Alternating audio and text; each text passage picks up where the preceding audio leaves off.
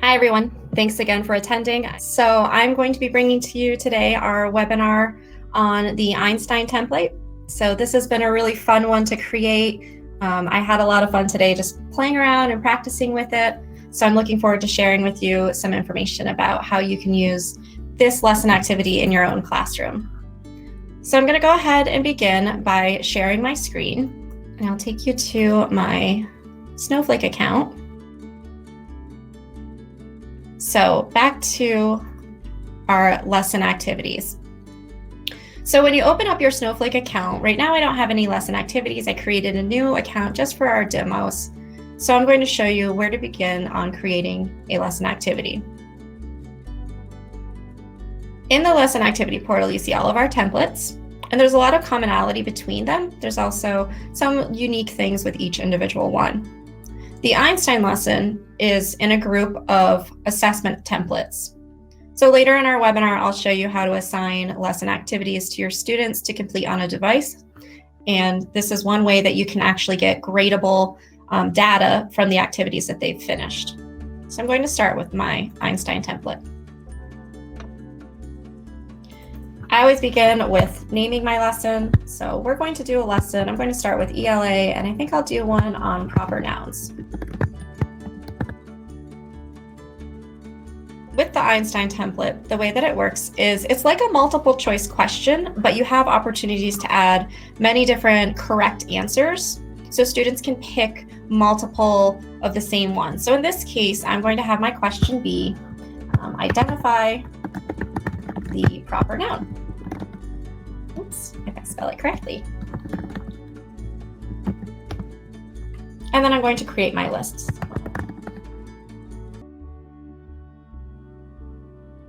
So I have 3 proper nouns in this particular question. I'm going to add in some of my incorrect answers. So, and we can see that they kind of stack up like these little movable cards. So this is my preview window. This will show me what my lesson is going to look like as I continue to create it. Or it's going to start playing before I'm ready.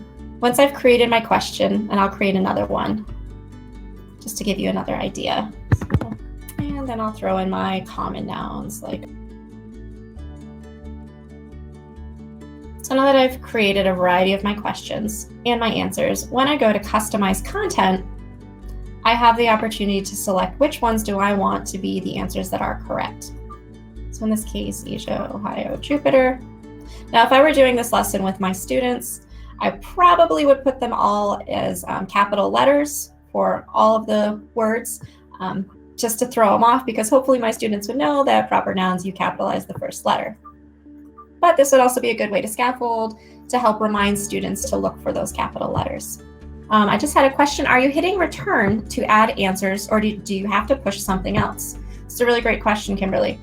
The way that I'm adding my questions, back to my manage content. So I hit create question, that gives me my category. I can add my answer by hitting create answer and then moving it. Or I can simply hit, in this case, I've just been hitting enter and it pops up. So either way, those are options to do. We try to make it very user-friendly and intuitive. Good observation. So back when I am managing my answers, I select which ones I want to be correct. The ones in red, those would be the ones that would appear as incorrect. The really fun thing with Einstein is it's designed to be very interactive in that it allows for a variety of players. So you can have all the way up to 4 players. When I have those 4 players, this is really great too if you're able to put your board into like tabletop mode and have students on all sides of it competing. But in this, my students would kind of all have their own little team or their own space, and it would be almost a race to get those answers. And they'd get a little bit of wait time. So they would just simply pull into their box to add a point, and incorrect ones would go as 0 points. So there's 3 players that you could have. Could also do 2 players, or in this case, I'll do a single player. I can also change the length of time that I want for my rounds all the way up to 60 seconds. So if I had questions that were more challenging or that required my students to maybe refer back to their notes or to discuss with their team or their partner, or I just wanted that extended wait time without my students having to feel rushed, I can set that time so that they'd have a little bit extra.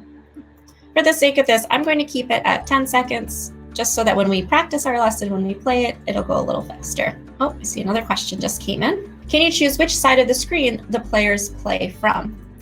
That's another really good question. Nope, at this point, it determines on its own which of the four corners it's going to go. So if it's one player, it's always going to be at the bottom. When you have two players, it defaults to bottom inside, three players, bottom side top, and four.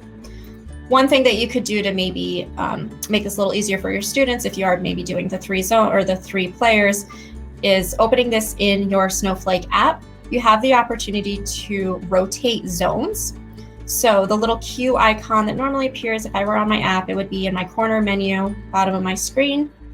I could rotate this lesson so that then it would kind of move the location of that. Hopefully that answers your question. So once I've created my content, I've chosen the ones that I wanted correct, I set up my number of players, my time. I also have the opportunity to design my lesson in the way I would like it to look. So I can choose my font. So this will be not only what appears in my boxes, and you can see right now it's kind of small. So I'd probably want to change the size of the font in my boxes. I also have the chance to change the colors of my font, and I can add the shadows as well.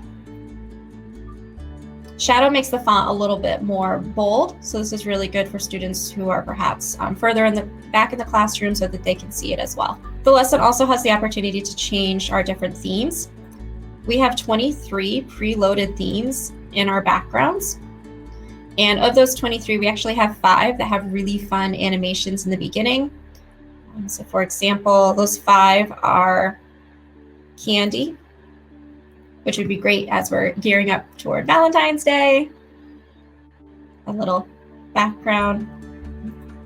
Candy is an animated one. Dungeon is an animated background. I really enjoyed Dungeon because Halloween's my favorite holiday, so I would use it completely out of season very often in my classroom of middle schoolers.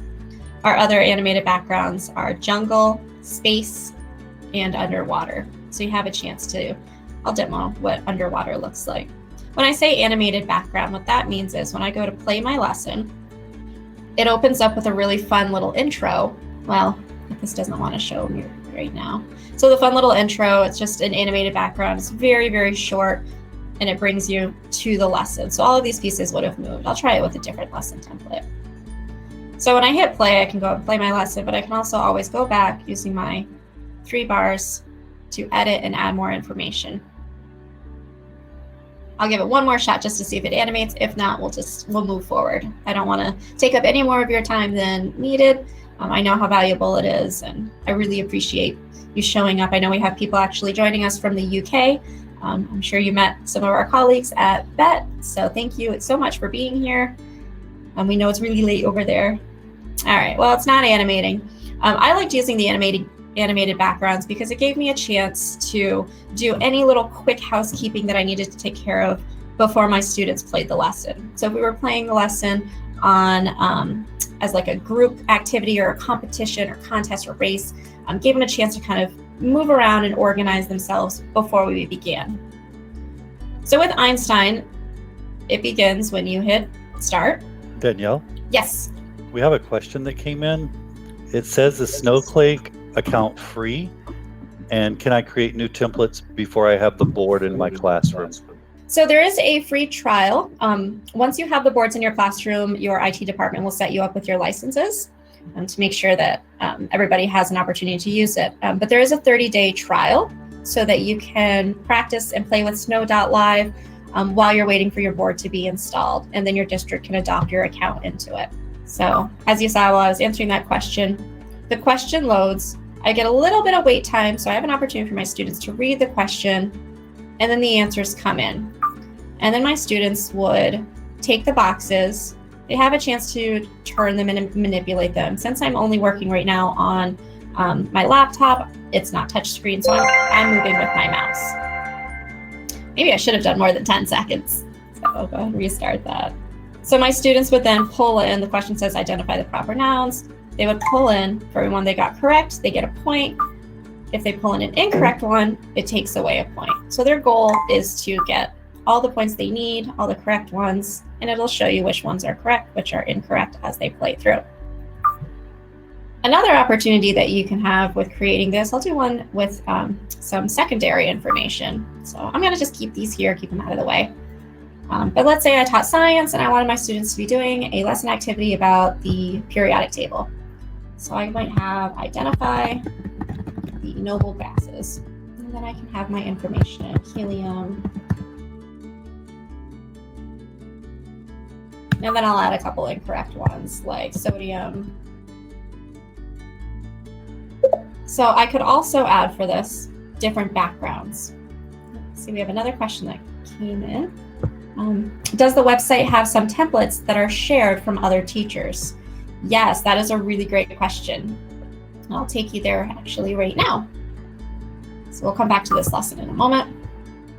So if I go to my Snowflake community lesson activities, I can see from my main page, I'll see all of the lessons that have been created by the NUITEQ team of teachers. We rotate these pretty regularly to keep up with events that are occurring or with different holidays or different content that we have produced. If I wanted to search for a particular lesson, in this case, I wanted to search maybe by just the activity type. I could see all of the activity types made by a variety of different people. We're using Einstein, so I'll just give you an example of some really great content that's made. I can filter down my search as well by subject. So if I wanted an Einstein lesson that was only for math subjects and for a particular age range, those are also filters I can add in. I also can search for content by NUITEQ teachers. So the NUITEQ team of teachers, we are a global content team. We are all educators, we have that background. And when we design our lessons, we really think a lot about the pedagogy that goes into how would this lesson activity be used. And we do a lot of peer review so that we can evaluate lessons that are being produced by us and making sure that they are of high quality and that they are rigorous. So we can see some examples of different just Einstein lessons. So, and I know we have a lot of teachers from Hazelwood with us today, and I'm sure you're really familiar with some of the amazing content that Kelly creates. She does a lot of her own graphics. She does really, really great lessons. Now, if I'm in the community and I see a lesson that I like, notice that there's the little heart option. I can like a lesson, and then it becomes part of my stored lesson lists. So I can go back and play it at a different time. And those would be stored under the like lesson activities. I'll show that in just a moment. Also, if I just go and select a lesson to play, so let's say I wanted to look at Kelly's lesson, I'm gonna look a little bit more at the info. I can download it, save it to my flash drive, or push it right to my board. I can read a little bit more about the lesson itself, share it on social media platforms, send a link to my students if my students have been added to a class, which I'll show you how to make in just a moment. I can read my description, and then I can see the content standards that relate to it. Once I play a lesson, that lesson becomes part of my lesson stored. So any lesson that I've played, I now have it in my lessons. So if I played this lesson, adding numbers to 20, sums of 13, you can see Kelly makes these really great graphics. And then there we go. Once I've played that lesson, if I go back to my lesson activities, that lesson is now in my storage of lessons. So now I've played it, it's now mine.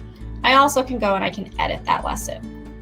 So if I wanted to add more questions, or if I wanted to delete parts, if I wanted to change information, maybe I wanted my students to play this lesson on their own device, I might want to change the description to be the instructions for my students. So those are all parts that I could customize. Danielle? Yes. If you were to edit the lesson once it's in your lesson activities, does it affect the lesson that's in the community already? It's a really great question. Nope, it'll only affect the lesson that you've played. So the lessons that are in the community, unless they are edited by the people who've created them, they're not going to change. So, and even if this was one of Kelly's lessons, if she were to edit things, she would need to re-upload this new lesson. So it doesn't affect things that have already been put into the community. I hope that answers your question. So if I go back to my lesson activities. So you notice with this lesson, there was really unique, wonderful looking backgrounds. And that's an option that you have when you're creating your own lesson activity as well. You can add in a background. So if I'm going back to my original of identifying noble gases, I can add a background either saved from my computer through the browse option. I can do an image search. I can connect to my Google Drive or my OneDrive, or through our content gallery. So in this case, I would maybe do an image search, and it pulls up the information that's already in my answer space. So my answer is helium. I obviously can change this if I wanted to look for something else. And then I can pull in a background. So now when that card is played, you'll see there's my helium. I can delete the text so that it's only the image my students would be seeing. So I'll do another one for neon, which may pull up more than just the element. Yeah, we can see a lot of fun neon day glow, but that's kind of close enough. With my backgrounds, I can change how they fit. So I can change if it doesn't fill the square, I can fill, I can stretch, center, tile. I always go with fill, just so I know that all parts of it are filled, that the whole square is that particular graphic that I've created. So again, once I have all my information, in addition to picking a theme, I also could upload my own background. So with the same idea, browsing, doing an image search, or through any of my connected drives. In this case, maybe I would want to upload the periodic table. So there we go, and there's an image I'll use. So we can see now I have the periodic table. And again, I can change the scale of it, so if it's stretched, or if I want it so it fits correctly in the box, that's one of the options. All right, so from my lesson activity info, this is where I can add my information. So I can have my directions to the students, or the how to play, or what this is about. I also can add screenshots. So this would be, once you've uploaded, if you chose to upload to the community, then you would be able to see up to 3 images of your lesson activity just as a preview. Screenshots would need to be in the dimensions JPEGs or PNGs with a 12:80 to 720 ratio pixels. All of our lesson activities also have the opportunity to upload YouTube videos. So you can copy and paste a YouTube link, or you can search. Maybe I wanted to search about the noble gases. And I can search and see all of the YouTube links and add those videos in. So there's a chemistry one, general chemistry. Now, obviously, as a teacher, I would have previewed this before to make sure that it was appropriate for my class. But I might decide that, oh, it's a really long video and I only want them to look at 90 seconds, somewhere in the middle. So I can change when I want that video to start, and I can designate when I want that video to end. And then I can decide if I want that video to play before the lesson or not, just by simply switching on or off. In your lesson activity info, you can also designate the age group, so the range of students, the subject, countries. These would all be filters that could be used as your lessons were loaded to the community and searched. I can also add additional web links, maybe a Google Doc that I wanted my students to complete, or another website to visit. I can add that information here. And then I can add my keywords. So these would be our searchable features. So I would probably, for my keywords, if this were my science lesson, not proper nouns anymore, I might say chemistry. And I might say periodic table, science, et cetera, et cetera, et cetera. And then I can go in and I can add my standards. So you can see in our database, we do have a lot of standards. And we work very diligently to upload as many regions as we can as we continue to expand. We do have all of the Common Core standards. We also have all of the ISTE standards. So we have a lot of regions to choose from. You can select your region, add in your standard, and then simply save it. Now, if I didn't know the exact standard, I could always just search, and I could type in my key skills. So maybe I wanted a periodic table.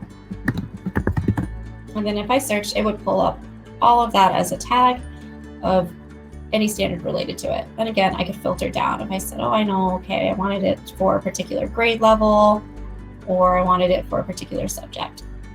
So once I'm happy with my lesson, I have the option to, and you see that I've created on the Snow.live platform. This will then link to my Snowflake account on my app, on my board. So once the lesson would sync, my students would be able to play it on the board, or I could choose to send that to my students. So that's the part I'll take you through tonight. I'll show you how to create your class and send lesson activities to students.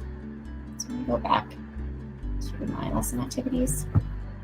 From the teacher dashboard, one of the options you have is to create classes. And it's pretty easy to do. You can create a new class and add your information individually. So if I wanted to title my class all on its own, so this would be, Danielle's demo. And then I could add my students. If I had a list of their emails, I could just add through that email list. If my students didn't have an email, it is possible to add those students with an auto-generated username and password. Or I could choose, go and select a different class. I can also import from Google Classroom. So I know a lot of schools are Google schools and they use this feature. If I hit import from Google Classroom, it'll show me all of the Google Classrooms I've created. I only have one, so I can add that in. Now that I've have that class, I can now manage my students. And if any new student came in, I could add that new student to this class. So back to how do I assign work to my students? So if I go back to my lesson activities, I'm going to actually show you, I'll go from my liked lesson activities. So the little part that I showed from the Explore page, this is where all of that's stored. So I could take one of my lessons and I can then send it to students, and I'll have me select which class I want to send it to, and then which students do I want to send it to. Maybe I want to send only to these students because they needed more practice, or I've scaffolded something for a different class, or I just wanted to switch things up. I can also mark this as a gradable assessment. So this will then give me that raw data score. I can assign a due date. So I want this due by Friday. And then when I hit send assignment, now that assignment has been sent to my students, I can review their progress. I can see which students have worked on the assignments, which as of now would be none because I just assigned it. But it would show me my average class score, my average class time, and I have the opportunity to give feedback to those students. So when my student did complete this, it would tell me how many of those they answered correctly, how many they answered incorrectly, and how long did it take them to do that activity. So if I'm seeing that student who is completing an activity in 30 seconds, I might know that they didn't really try, and I have to have a conversation about going back and reassigning so that they do it again. Or I can give feedback specific to my student, and it would show me how they answered, what their answers were. From a student perspective, if I go ahead and sign out, I'll show you what it looks like from the student end. And when I created this, I just used my own information. So you'll be seeing my regular email. We got another question. After you've set up an assignment, can you go back and extend the due date? I believe that once an assignment's been created, you can't go back and edit, but we can give that a try. So I'll show first what it looks like from a student's perspective, and then I'll show what it looks like. We'll try and see about editing. Students can sign in with Google and with ClassLink, which is really great, so if you have single sign-on at your schools. So here we can see, here's my student account. These are all of the assignments that Danielle has been given. These are unfinished ones. So we can see our newest one, which is gradable with only 1 day left to complete. You can also see activities that students are able to create. And students can create their own lesson activities. They have access to all of the lesson templates just as a teacher does. I had a lot of fun with many of my middle school students, having them create their own review activities and then play those activities with each other. And then we would download them and then play them up on our board together as a class. So it was a really good way for them to demonstrate their understanding as well as get very active and engaged in the lesson itself. So if I were to play this lesson, so this one has 16 rounds. I'm not going to do all of them, but just to get a little bit of data to show.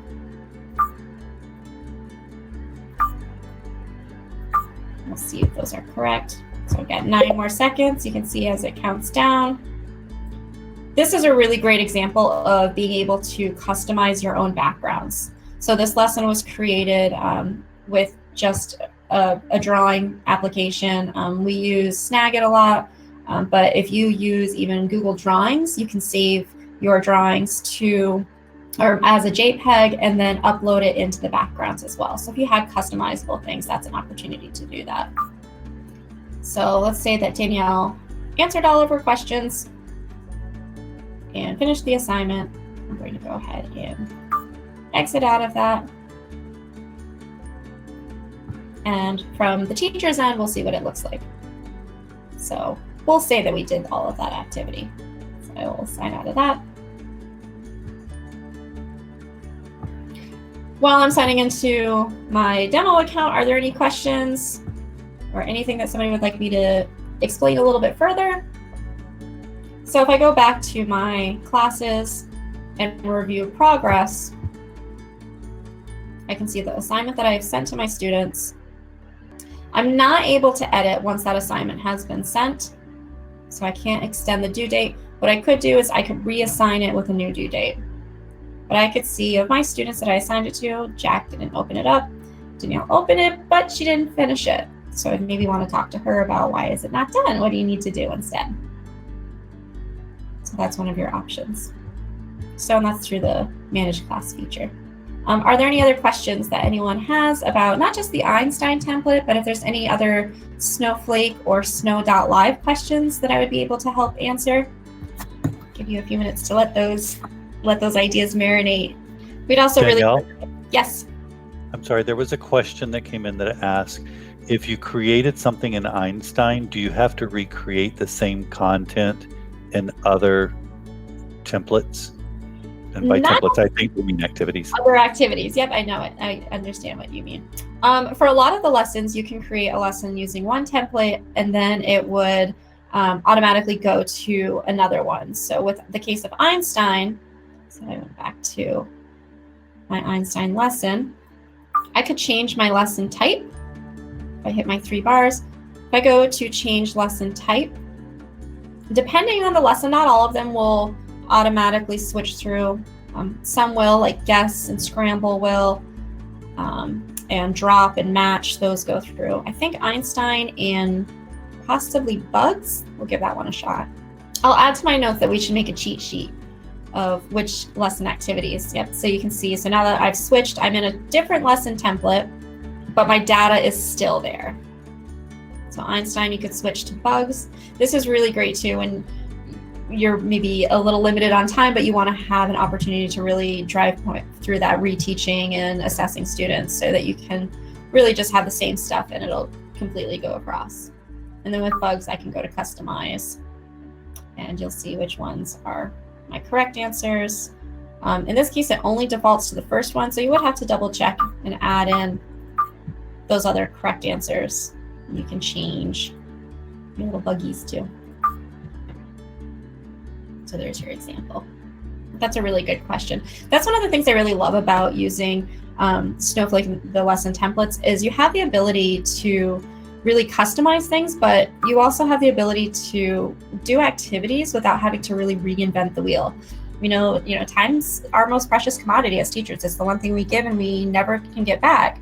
So being able to create an activity using multiple templates with the same data and not have to upload the data every time, I think is really powerful. And I can do things like change the customizations and change the order so that it seems like a totally different lesson, but it was really just simple, easy fixes. I'm going to see, I think Einstein might also translate into quiz. So again, you can see my question, my answers. In this case, though, I would only be able to select one of the correct answers. I couldn't select multiple correct answers with quiz. There's only one. But you still have that data. So maybe you wanted to use Einstein for the students to practice and get familiar with the ideas, and then when it was time to get another form of formative assessment, switch over to a quiz, so you have your more traditional multiple choice question. Are there any other questions about any of our lesson designs or templates? Danielle, there is a question. Can you embed links into your lesson activities? Yes. So that is done. You can see this lesson. We had our video.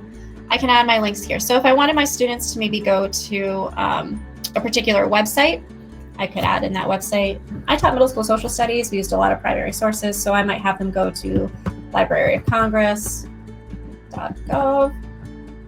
I could add multiple links. Or if I had a Google Doc, I could add it there. Or really anything that is web-based, I could add that link, title it, and then my students would see that information in the description.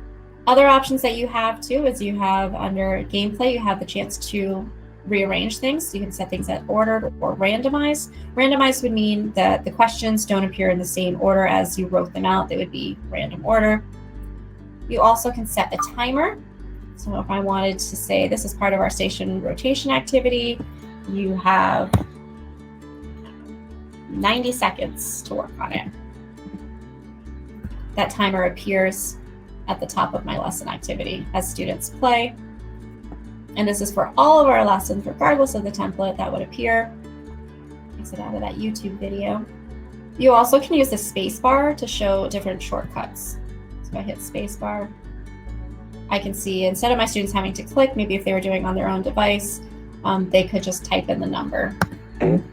So in this case, I'm hitting my keyboard, it's typing.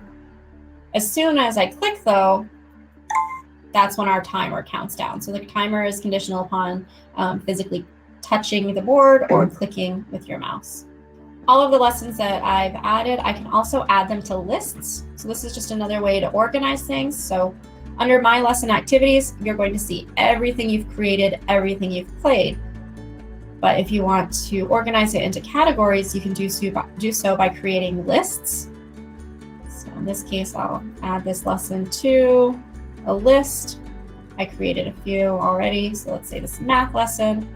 I can click it to my list, or I can create a new list, demo class, and I can add it to the list. So we'll add it to both of those. With your lists, you can actually have students play your entire list. So you can shuffle it to play on the board. So you can see here's some of my list, math, science, my demo one. If I had more, I could play this whole list randomized. So that means it would appear on my board one after another in random order. So this would be really great too. If I were doing this obviously with my Snowflake app, I could divide into different zones and I could have 2 simultaneous activities or 4 simultaneous activities going at the same time, all with their random list. And then I can even send my lists to my students. So if I had 5 assignments that I wanted my students to practice and then a gradable assignment, I can send all of that to my students just like I would send an individual lesson. And then groups are another way to organize. Groups are the collaborative space. So I made a demo group of middle school team. This would be used if you were sharing lessons among your colleagues, or if you were doing a co-teaching or team teaching model and you wanted to have all of those lessons accessible. This is a great way to have that available where all of your lessons are organized and kind of filed together. So you'd be able to see if I had lessons here, all of my lesson activities, my members. And since I created this, I can choose to add people to my team. I can add by email, and then I can assign privileges. So I could have my members, these would be only allowed to browse and play. My admins can manage lesson activities and invite new members. And then that's how they would do that over here, being able to add in their own lessons as well. So it's just another organizational tool that we have. Are there any other questions that we have? I'm going to go through my list really quickly. I think I've answered all of the questions that have come in. I do think we've caught up with all the questions. So if anyone else has any, feel free to type them now, and we'll get to them before we sign off. And I want to thank Danielle for taking it away like a pro. I do want to, as we're waiting, I do want to let you know that you can watch training videos on any of our lesson activities or any of the apps in Snowflake at training.nuitec.com.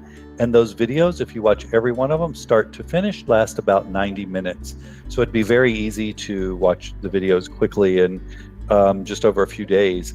Also, each video is generally 3 to 5 minutes, so it shouldn't take long at all if you need to refresh yourself quickly on something. We also will be continuing our webinar series every Wednesday night at 7 o'clock Eastern Time in the United States, 6 o'clock Central Time, and would be happy if any of you have any suggestions on things you would like us to speak to. Please send us comments at jr@nuitec.com. It does not look like we have any other questions that have come in. Danielle, do you have anything else before we sign off? No, I just want to thank everyone again for being part of it. It's really nice to see so many people who have been with us from the beginning. So that's really great that we've had a lot of people. And then also thank you to our attendee from the UK. We know it's super late there. We really appreciate that you've made the time to participate in our webinar. We would like to thank all of those that are coming in from Europe and Asia. We know that it is a very big time difference, and we are looking at options to have other webinars at other times. So maybe that can happen in the near future. Danielle, I would like to thank you again for being such a pro at the beginning. When I'm very happy that you were able to do everything as easily as you did. No problem. And I would like to thank everyone here for waiting a couple of minutes to get started. Have a wonderful evening. Have a great week, and we will see you all next Wednesday night. Thank you so much, everyone. We'll see you soon. Bye now.